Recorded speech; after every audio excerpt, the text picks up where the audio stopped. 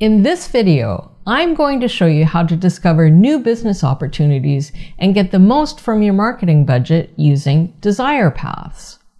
I'm Sandra Giffen, co-founder of Mondo Player. We've been doing groundbreaking research and development in digital marketing and Desire Paths for more than a decade.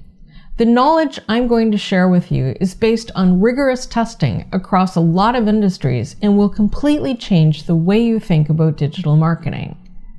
If you like this video, please subscribe to the Mondo Player YouTube channel so you can keep getting our latest videos. It really helps us with the YouTube algorithm, and honestly, it's very nice for us to know that you appreciate our effort. Okay, I'd like to start by introducing the concept of Desire Paths.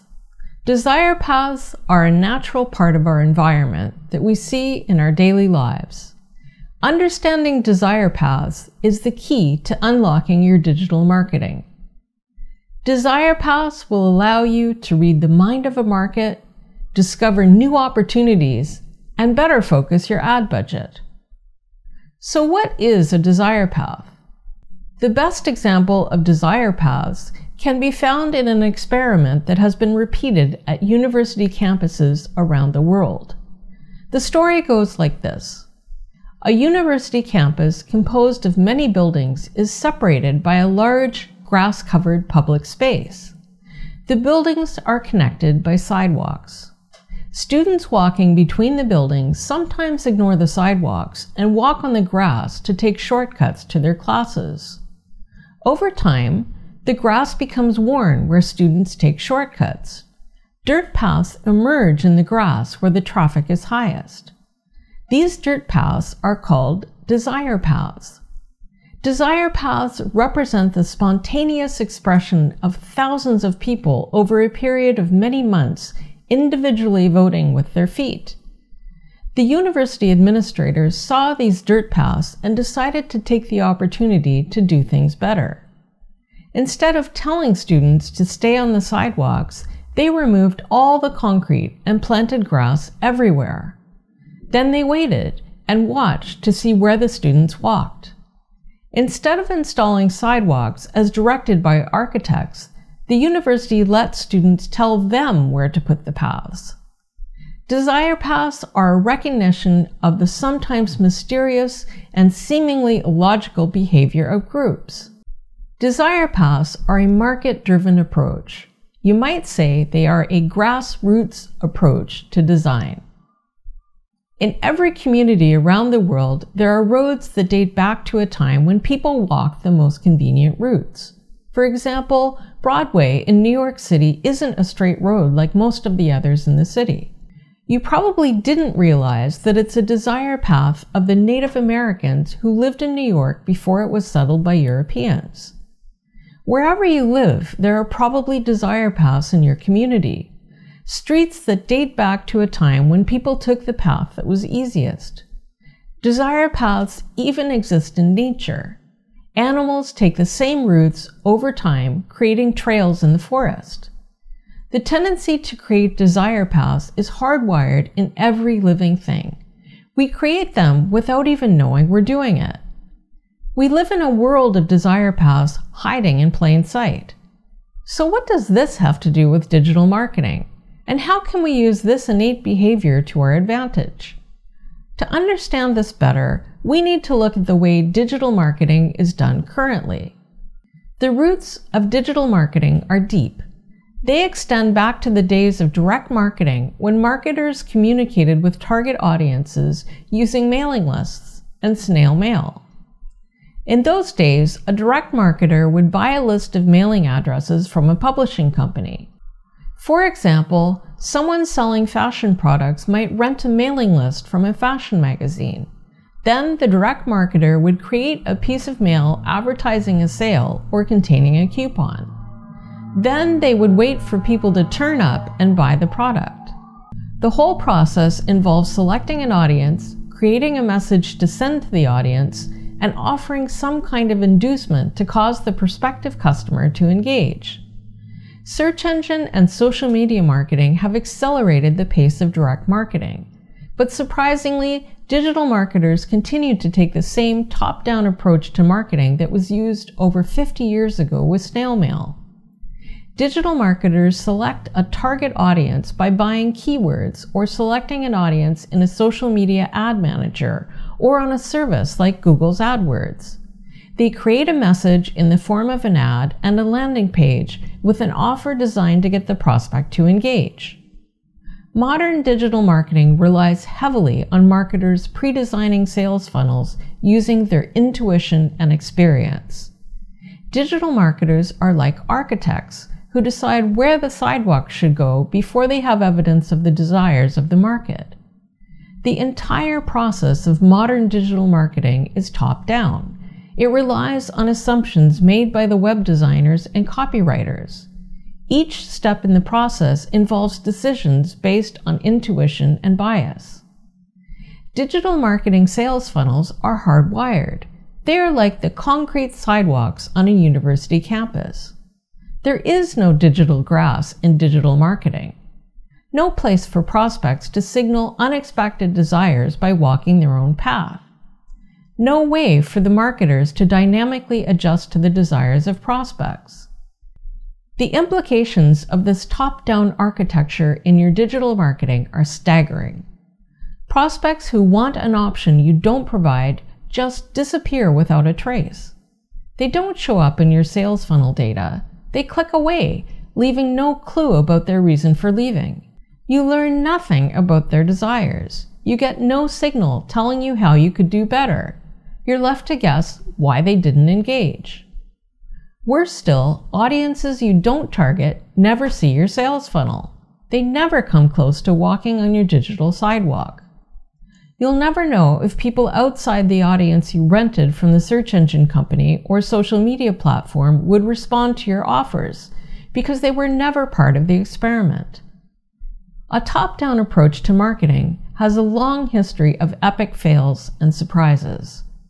For example, in the early 1980s, the first mobile phones were released to the market with ads that were totally off target. Before mobile phones became available, a small number of very wealthy people had radio phones in their cars. So the first cell phones were marketed to rich people, thinking they would be the early adopters. The early ads for mobile phones depicted people in business suits in fancy offices. They were shown stepping into chauffeur-driven limos wearing tuxedos and evening wear. The ads look ridiculous today, but they made sense to the ad executives who use their intuition to forecast the market's desire. Marketers assumed mobile phones would be a tool for the rich and famous. What happened instead was that the early adopters of mobile phones were small business people, like real estate agents, plumbers, and truck drivers, people who spent a lot of time far away from landline phones. Mobile phones allowed a mobile workforce to stay in contact and grow their small businesses. So this is a great example of how the intuition of marketers who developed those early mobile ads for high-level executives was totally off base. The top-down approach used by marketers completely missed the mark. It never occurred to them to target the huge market of small business people who had a pressing need. A fun and more recent example of a hidden market involves Nestle, the maker of Kit Kat chocolate bars. Nestle discovered they were selling a lot of chocolate bars in Japan. This massive untapped market for their product happened completely by accident. As it turns out, the name Kit Kat sounds very similar to a Japanese phrase used by parents wishing their children good luck in exams.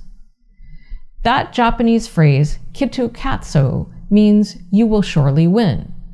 At exam time, Japanese parents gave Kit Kat bars to their children for good luck. As a result, Kit Kat bars became a favorite of Japanese children who grew up to be lifelong Kit Kat fans. This random coincidence propelled Kit Kat bars to #1 in the Japanese market by 2012. Instead of simply pushing the Kit Kat bars we all see on the shelves in other countries, the marketers at Nestle recognized that the desire of Japanese customers had nothing specifically to do with chocolate and everything to do with the name. Since that time, Nestle has produced over 300 different flavors of Kit Kat bars, from sweet potato to salt and lemon to cherry blossom mochi for the Japanese market. They realized the name and not the flavor of their product was the thing their market desired. Maybe you think you can solve the problem of hidden market desires using focus groups or customer surveys. But as you've seen here in the example of mobile phones and Kit Kat bars, finding the hidden markets is not an intuitive process. How could you possibly anticipate the questions you should ask or who you should include in your research? Steve Jobs famously said it's really hard to design products using focus groups. A lot of times people don't know what they want until you show it to them. Digital marketing has so many unknowns that it can be overwhelming.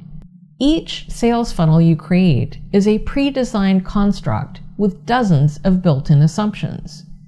You have to make assumptions about your target audience, make creative decisions about your ad messaging, and use your intuition to create offers that you hope will engage your target market.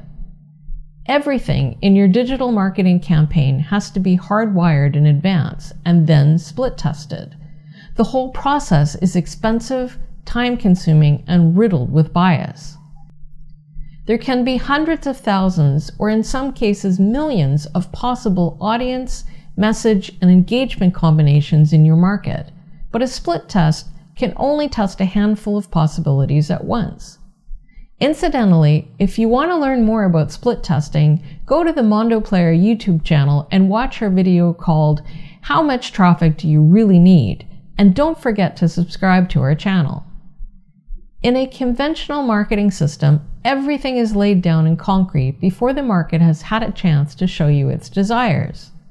There is no digital grass in conventional marketing.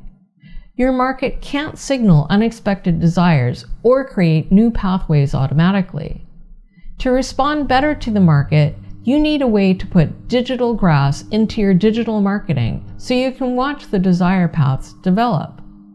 Having the ability to watch desire paths develop lowers the risk of targeting the wrong audience, using the wrong marketing message, and using the wrong incentives to get prospects to engage with your sales funnel. You don't want to spend a lot of time and money on creating content that doesn't work and focusing on pathways your prospective customers don't want.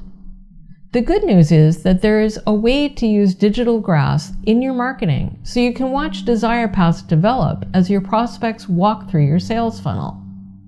There are 3 steps to finding and exploiting desire paths in your marketing. These steps work whether you're doing pay-per-click advertising, search engine optimization, or social media marketing. The 3 steps to finding and benefiting from desire paths in your marketing are audience, message, and engagement. This is a place audience, message, and engagement intersect. We call this AIM. It's the place you want to aim for when you're looking for the desire paths in your market. So let's explore how you can aim for your market. Let's start with the audience piece of this puzzle. Audience is increasingly becoming a challenge in digital marketing. Since Apple and Android stopped mobile apps from using third-party cookies to track users when they visit websites, the quality of audience targeting on ad platforms has dropped significantly. When you choose an audience for an ad on Facebook, Instagram, Twitter, YouTube, or Google, the accuracy of the audience you get is much lower than it was before the third-party cookie rules were changed. You're paying for a probability that someone belongs to the target market you want. You're paying for a chance that you may be talking to a prospective customer in the target audience you selected. That probability has gone down considerably in the past few years because of the third-party cookie restrictions. Not only is accuracy a problem, but the audience may also be out of date.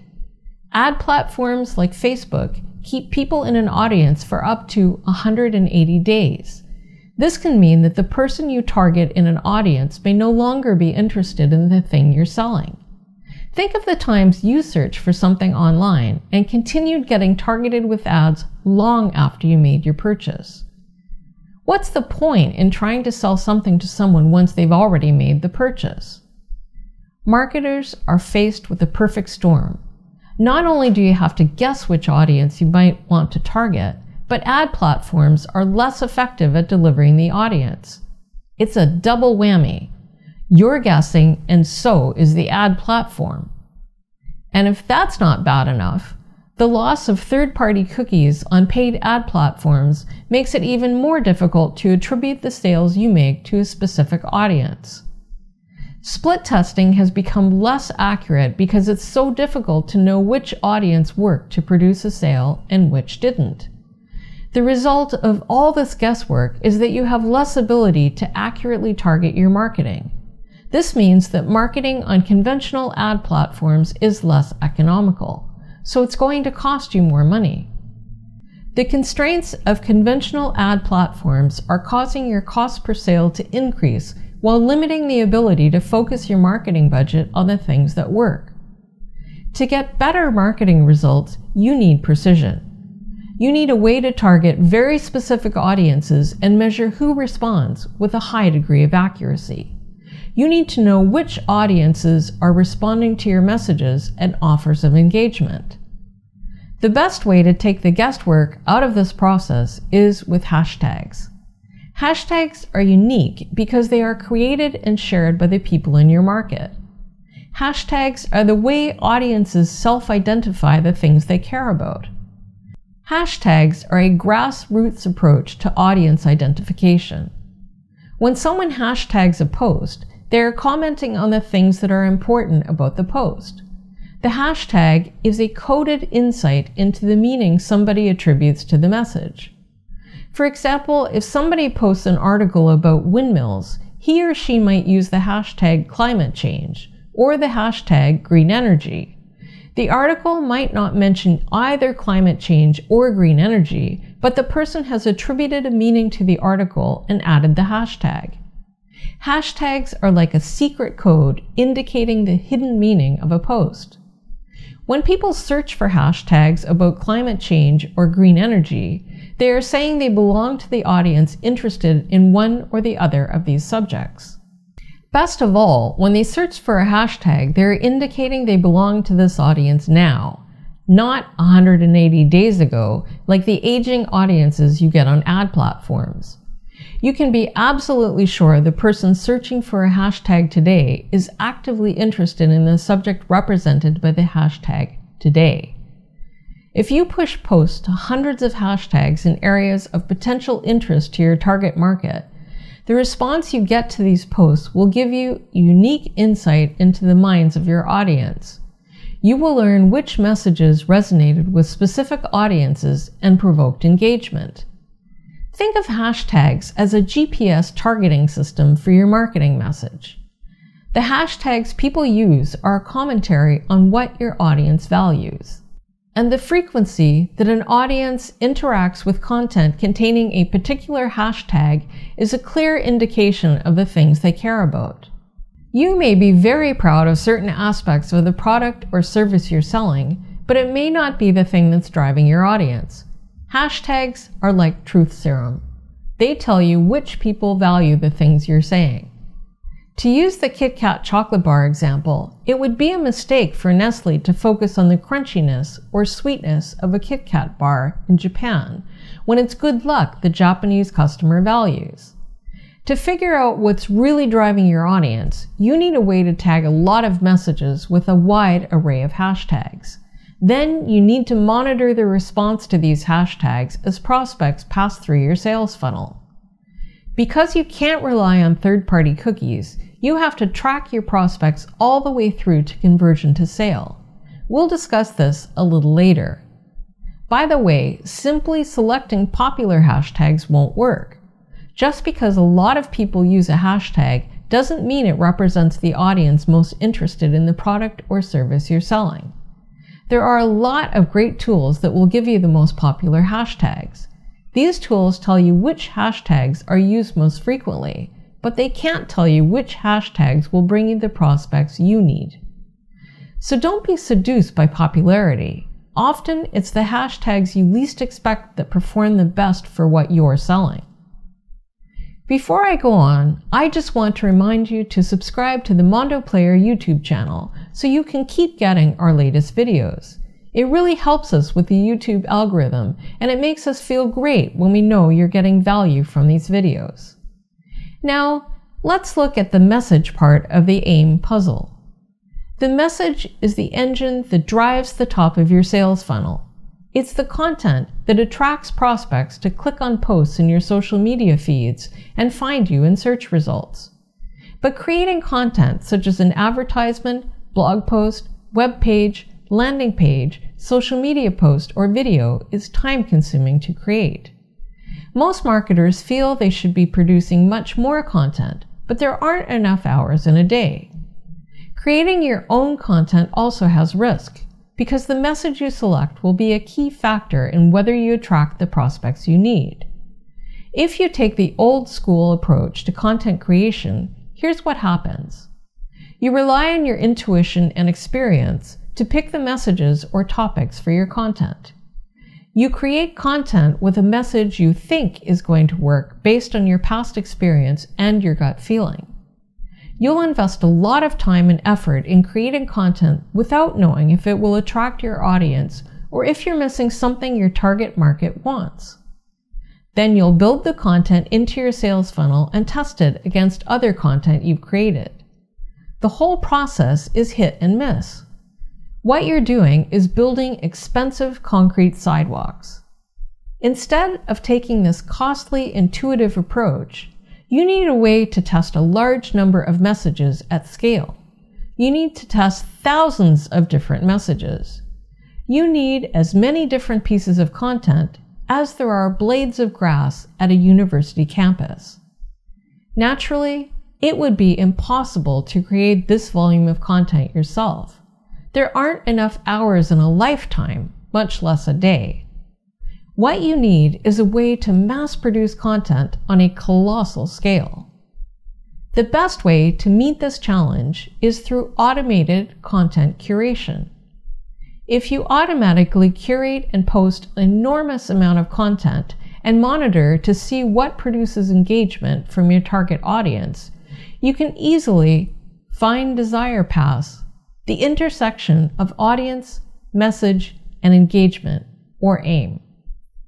The most effective content to use is video, because video provokes the highest rate of engagement. People visiting your social media feeds will click to watch a video and visit your site, where you can measure their behavior. If you post 500 videos per day on a wide range of subjects, covering the entire field of messages your audience might like, all you need to do is observe them to see where the prospects like to walk. The desire paths will reveal themselves. Desire paths are the product of lots of people with different agendas. In the university campus example, chemistry students may go to math class along one desire path, while English students may go to philosophy class on another desire path. The paths people take often say as much about the people themselves as they do about their destination. So when you test thousands of curated posts, you need a way to identify the different audiences engaging with the messages, because the intersection of audience, message, and engagement, AIM, will be different for different audiences. Being able to identify the audiences who engage with messages is vital to fully understanding desire paths. You don't want to base your decision on where to put your metaphoric sidewalk by observing only a handful of unidentified people wandering around the campus. You need a lot of data so you can be certain of your results. And you need a reliable way to measure the engagement produced by the messages you post to each audience you're targeting. To achieve this goal, you have to observe thousands and thousands of audience members until they wear clear desire paths in the digital graphs. By the way, if you're interested in knowing how much traffic you'll need to properly test your digital marketing ideas, go to the Mondo Player YouTube channel after you finish this video and watch a video called "How much traffic do you really need?" Now, I want to talk to you about the last part in the process of finding desire paths: engagement. Engagement happens when a value exchange occurs. For example, in exchange for a prospect's email address, you might provide a prospect with something of value, like a free ebook, access to special content, a webinar, or a coupon. When the prospect participates in the value exchange, this is when engagement happens. The prospect goes from being anonymous web traffic to a qualified lead. This is the beginning of the customer journey. It's not usually a sale. You'll need a lot of engagements before you'll be able to spot desire paths. Since only a tiny percentage of people engage, that means you'll need huge amounts of traffic coming to your site before you can achieve a statistically reliable model of the desire paths in your market. In our university campus example, it takes months to wear down all the paths, as one student after another takes a shortcut across the campus. Some paths will become evident sooner than others, depending upon the traffic. You won't know which audience message combinations are relevant until enough prospects engage with your value exchange offers. Each engagement results from an audience member seeing a message and participating in the value exchange. This is the signal that tells you when you've reached AIM, the intersection of audience, message, and engagement. To identify audiences and their response to the messages you're using, you'll need a way to target hundreds of audiences with thousands of messages on a massive scale. The best way to do this is to automate your process. You need to curate a lot of videos. These are your messages. Then you need to hashtag the videos so you can target your messages at specific audiences. The hashtags are your audiences. Your audiences and their desires will evolve. Over time, the messages people respond to will change. So will the hashtags that represent your audiences. It will be an ongoing process of discovery as your market changes. Finding AIM using desire paths is a constant process of experimentation. Now that you know about desire paths and you know the value of adding digital graphs to your digital marketing, you're probably wondering how to put it all together. You'll need a system for automatic curation so you can curate and post a large number of videos every day. This is your digital graphs. You'll need to plant a lot of digital graphs with a wide range of messages before you can test all the desire paths your market might use. Adaptive hashtagging.